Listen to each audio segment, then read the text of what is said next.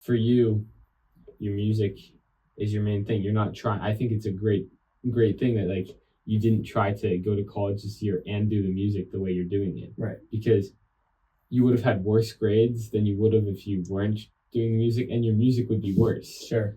But like you're able to focus. You made the sacrifice and you made the decision to focus on your music, and it makes that so much better. Yeah, that's a comforting way to think about it, and I guess that reminds me of when people tell me to like get a backup plan. I hear that a lot. I used to hear that a lot.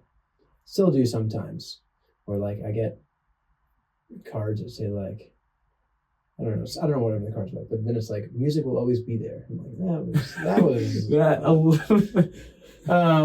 backhanded a little bit. What I learned from one of my mentors, his name is Sam Robbins, and he's a singer-songwriter from Portsmouth.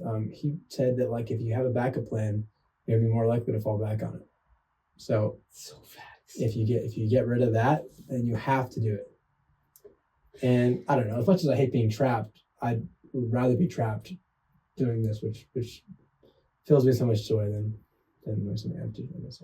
Yeah. I think about that a lot too, where it's like I want to have a backup plan in case, but then I don't want there to be an in case. And the best way for there not to be an in case is by not having a backup plan and focusing on the priority. I feel like you got to be taking like a really, really risky choice if you think that like you genuinely need a backup plan for like your safety. I don't know. Yeah. Like you have to make money somehow, and if you don't get this job, then you're gonna. I don't know. I think backup plans are good in some cases. Basically, what I'm saying. But it brings us back full circle to where we were at the beginning, where it was like our upbringings. Mm-hmm. Where if you were doing this, but you didn't have like your parents to fall back on, and like you were just out in the world and you had to pay for an apartment and groceries and all of that, right? A backup plan would probably be more like essential, I guess. Right, and that's I do forget a lot about. I don't know. Sometimes when I'm talking to my friends, and I'm like, "Why aren't you just chasing your dreams like I am?" And I realize that like the fact that I can say that and think that and not question it really shows how fortunate I am. Yeah. But I think everyone can get there, right? It's just a matter of how long and rocky your road is, you know.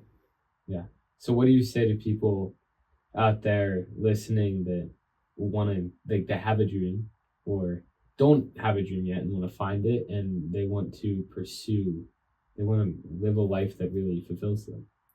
Right. So I think for the people who don't know what they want to do, I know some people in my life who get a little existential because they're like, you seem like you know what you want to do, and I don't even know what I want to do. And I think it's important to remember that like no one's born knowing what they want to do, and everyone kind of has a different timeline, and that you'll find the thing eventually that makes you lose track of time, you know, or brings you into that flow state.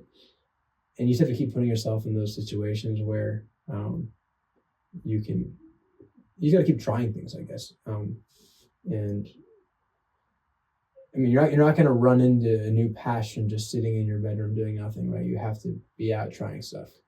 I don't know if I fully answered the question. Is there a part I didn't answer yet? I made it hard on you. I kind of just did two questions. You got one part of it. Okay. The other part is, and then what do you say to people that are like afraid and they want to go do it, but they're afraid to make that step, or they're afraid to really put themselves out there?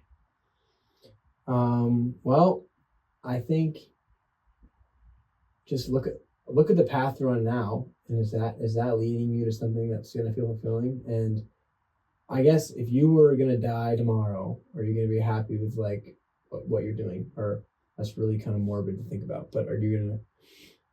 It's kind of like the YOLO thing again, but just remembering that like this is your one life, and wouldn't you rather do something that brings you so much joy?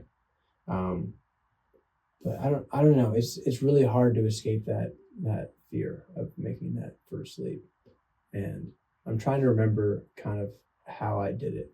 And I think it was more of a gradual thing, just testing the waters, and then I don't know. I guess it's a tough question. It's just the path is so different for many people. I think just keep reminding yourself why you want to do it and what you want to do, and like imagine your life if it all works out. Just best case scenario.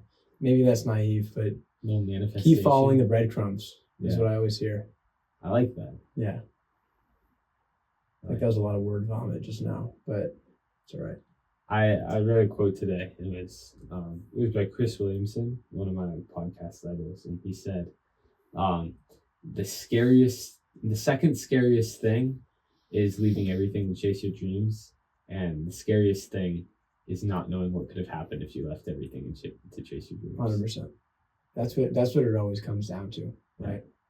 I never want to leave that on the table and not know. I mean, I think I watched some Instagram reels and one that kind of inspired me. Like, if you're in between two options, right? Just like having analysis paralysis isn't really helpful, because no matter what path you choose, you're always going to wonder, like, what would it be like if I did the other thing, right? Yeah. So you might as well choose the more fun option. I don't know.